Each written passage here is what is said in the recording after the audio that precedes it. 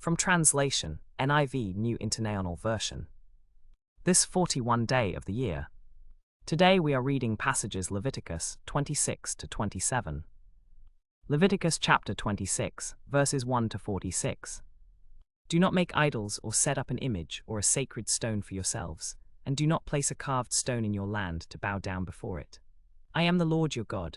Observe my Sabbaths and have reverence for my sanctuary.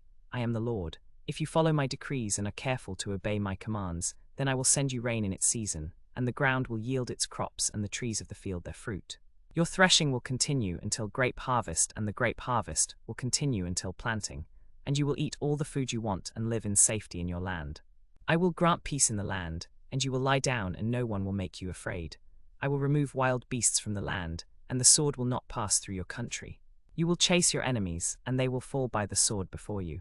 5 of you will chase 100, and 100 of you will chase 10,000, and your enemies will fall by the sword before you.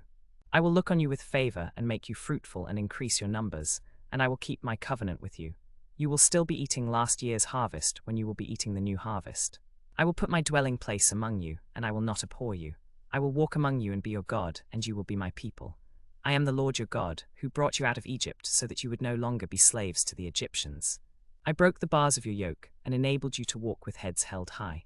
But if you will not listen to me and carry out all these commands, and if you reject my decrees and abhor my laws and fail to carry out all my commands and so violate my covenant, then I will do this to you. I will bring upon you sudden terror, wasting diseases and fever that will destroy your sight and drain away your life. You will plant seed in vain because your enemies will eat it. I will set my face against you so that you will be defeated by your enemies. Those who hate you will rule over you, and you will flee even when no one is pursuing you. If after all this you will not listen to me, I will punish you for your sins 7 times over. I will break down your stubborn pride and make the sky above you like iron and the ground beneath you like bronze. Your strength will be spent in vain, because your land will not yield its crops, nor will the trees of the land yield their fruit. If you remain hostile toward me and refuse to listen to me, I will multiply your afflictions 7 times over, as your sins deserve. I will send wild beasts against you, and they will rob you of your children, destroy your cattle, and make you so few in number that your roads will deserted. If you will not listen to me and are hostile toward me, then in my anger I will be hostile toward you, and I myself will punish you for your sins 7 times over. I will bring the sword against you, and I will execute vengeance on you for your sins, and if you gather together in your cities, I will send a plague among you, and you will be delivered into enemy hands. When I cut off your supply of bread, 10 women will be able to bake your bread in a single oven, and they will dole out the bread by weight. You will eat, but you will not be satisfied. If you still refuse to listen to me and are hostile toward me, then in my anger I will be hostile toward you, and I myself will punish you for your sins 7 times over. You will eat the flesh of your sons and the flesh of your daughters.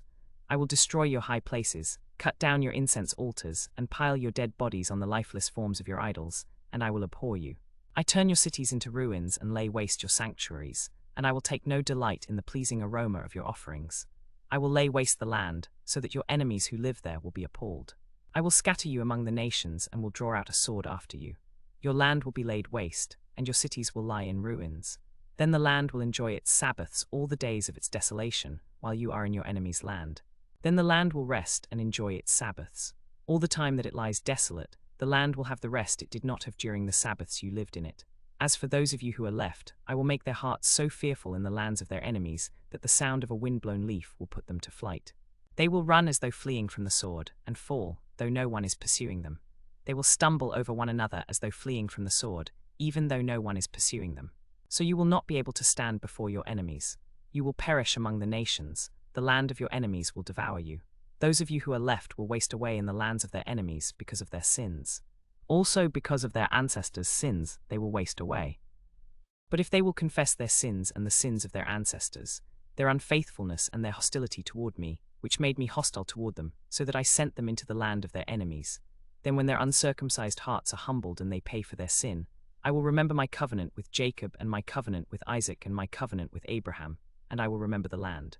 For the land will be deserted by them, and will enjoy its Sabbaths while it lies desolate without them. They will pay for their sins, because they rejected my laws and abhorred my decrees.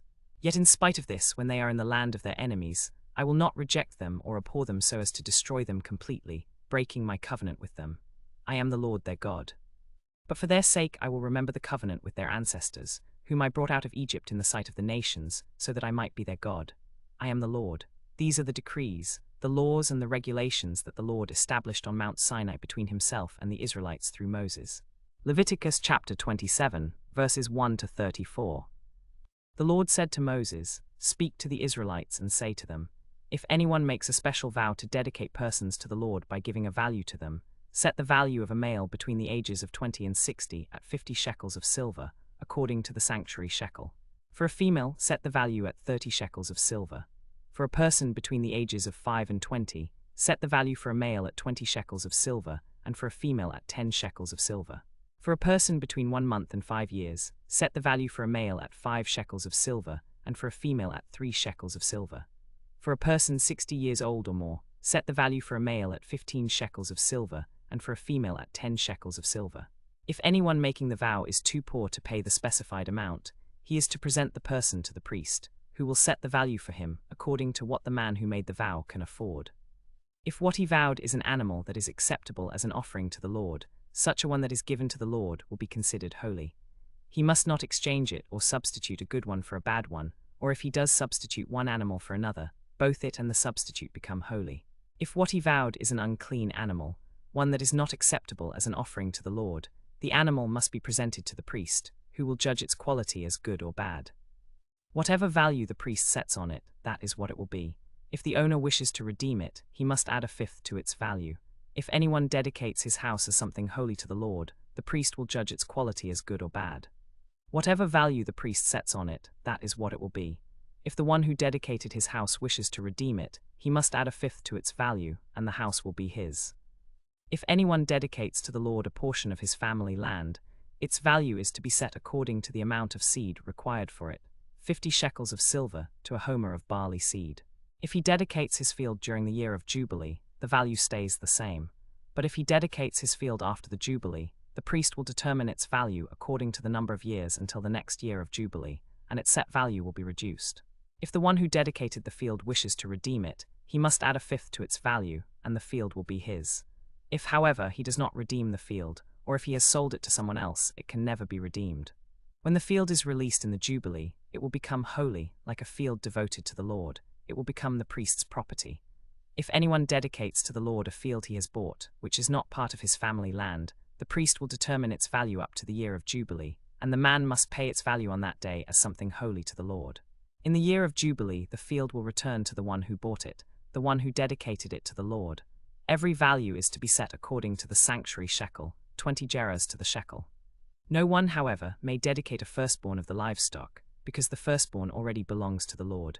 Whether an ox or a sheep, it is the Lord's. If it is one of the unclean animals, he may buy it back at the priest's set value. Adding a fifth to the value, he can redeem it. But nothing that a person owns and devotes to the Lord, whether a human being or an animal or family land, may be sold or redeemed. Everything so devoted is most holy to the Lord. No person devoted to destruction may be ransomed, he must be put to death. A tithe of everything from the land, whether grain from the soil or fruit from the trees, belongs to the Lord, it is holy to the Lord. Whoever would redeem any of the tithes must add a fifth of the value to them. Every tithe of the herd or flock, every 10th animal that passes under the shepherd's rod, will be holy to the Lord. No one may pick out the good from the bad or make any substitution. If anyone does make a substitution, both the animal and its substitute become holy and cannot be redeemed. These are the commands the Lord gave Moses at Mount Sinai for the Israelites.